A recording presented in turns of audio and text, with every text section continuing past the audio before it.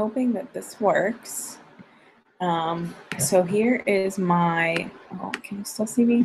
Okay, so here is my final project, take 3, because we're having technical difficulties. But my final project is on Nigerian culture. So let's just pop right on into this. Okay, so cultural competence, what is it? It is understanding and appropriately responding to a combination of different cultural variables.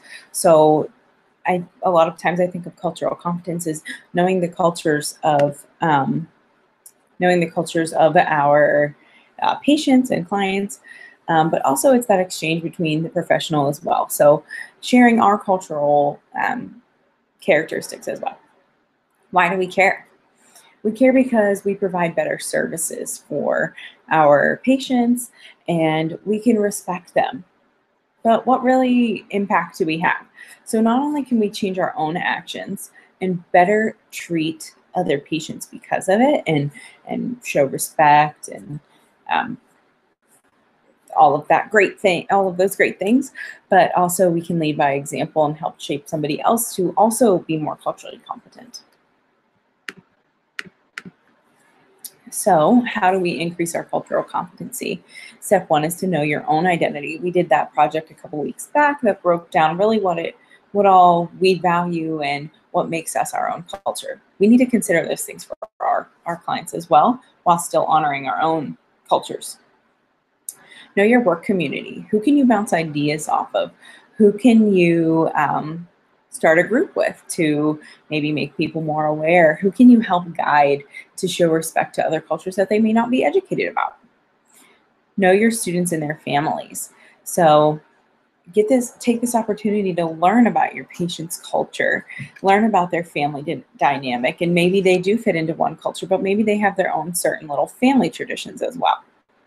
Encourage information exchanges. This can be between students, family, staff, everybody. Share your own culture so that you can hear other people's cultures as well.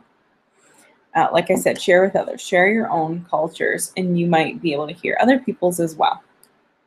And always we have the ASHA practice portal for any additional information we might need. So here's my case study. I have a 2-year-old male with suspected autism. His family immigrated from Nigeria in 2010 to escape Boko Haram, which is a terrorist group over there. He has an older brother, 6 years old, who also has autism. He is currently receiving services through early intervention services, which we know in Pennsylvania is free for families. Some more information about his receptive and expressive abilities. Receptively, he uses toys functionally, cars go down the ramp, we cook on the stove, stuff like that. Although he doesn't really understand books, he bends the spine backwards behind the book. And whether that's a sensory thing or a receptive thing is kind of, up in the air. But he does follow directions from mom and babysitter, though. Expressively, he used to be able to produce vocal approximations for ball, car, and for pretzel. Now those approximations have since been replaced with screaming and pulling the caregiver to the desired item. He does exhibit limited engagement with others, except for mom and babysitter, and sometimes brother. Okay, cultural considerations. So this information right here is basically just about Nigerian culture in general.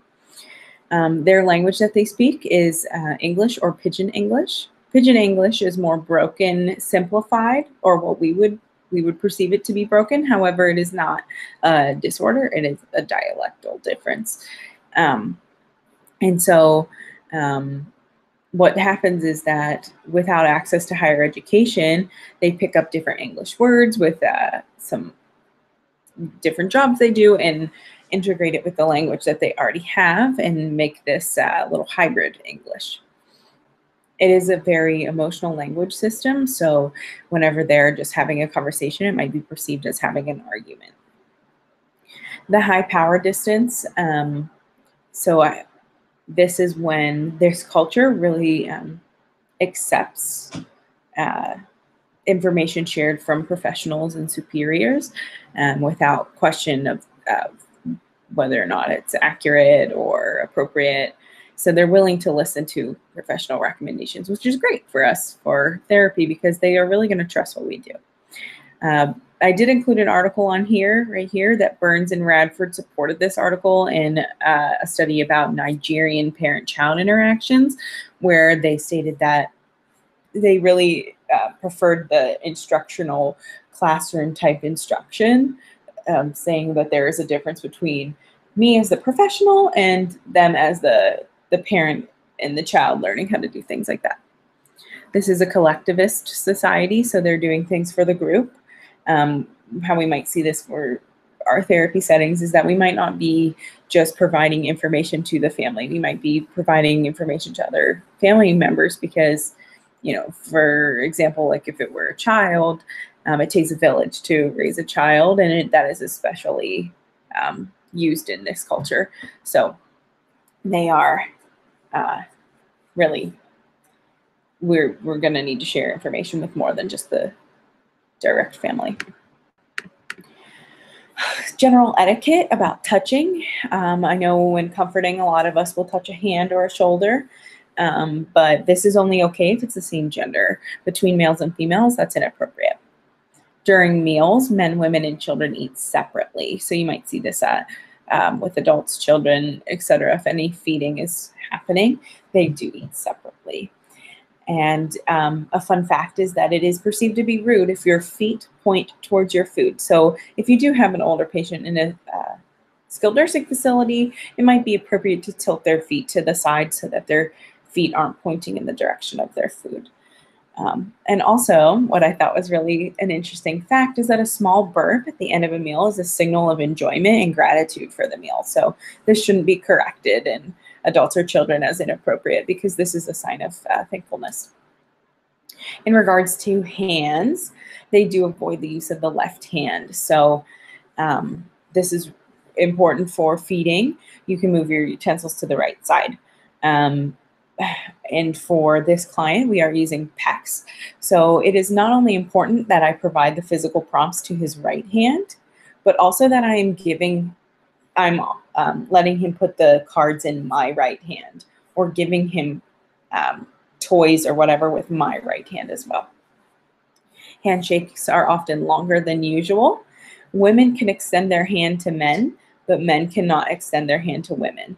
So just to know that whenever greeting a family or caregiver. Also, when shaking hands with somebody senior to you, you should bow and do not have prolonged eye contact. So if somebody is shaking your hand and they are junior to you and they aren't making eye contact with you, it is a sign of respect, not disrespect. And also, if you're shaking somebody's hand, it is important to talk about their well-being and their health and their family before diving into whatever it was you were talking about, business, IEP meeting, care plan in a skilled nursing facility, whatever it is, you need to make small talk before you jump into the business side of things. So my treatment plan is that my client will improve expressive language skills with in-home therapy, and we're going to do this by the use of PECs.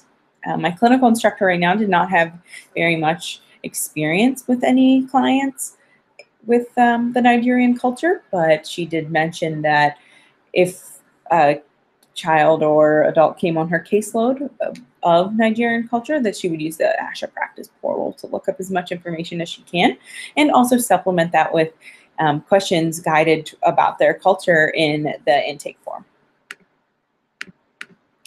As a summary, I will be seeing my client in an in-home setting through early intervention services. I will be targeting the use of PECs to improve expressive language. However, I need to consider that this client will be avoiding the use of his left hand when selecting pictures, and therefore, like I said, I will need to provide physical prompts to his right hand. When greeting and talking to his parents, I need to consider proper Nigerian etiquette in regards to touching, eye contact, handshaking, etc. I need to be aware of Pidgin English as well, because he may develop verbal communication, and his models are his brother, his mom and dad, family members like that who use Pidgin English. So I need to remember that this is a difference, not a disorder. Here are some of my references that I used, all of my references that I used. In my handout, you'll see I listed the website for the Speech Pathologist and Audiologist Association of Nigeria.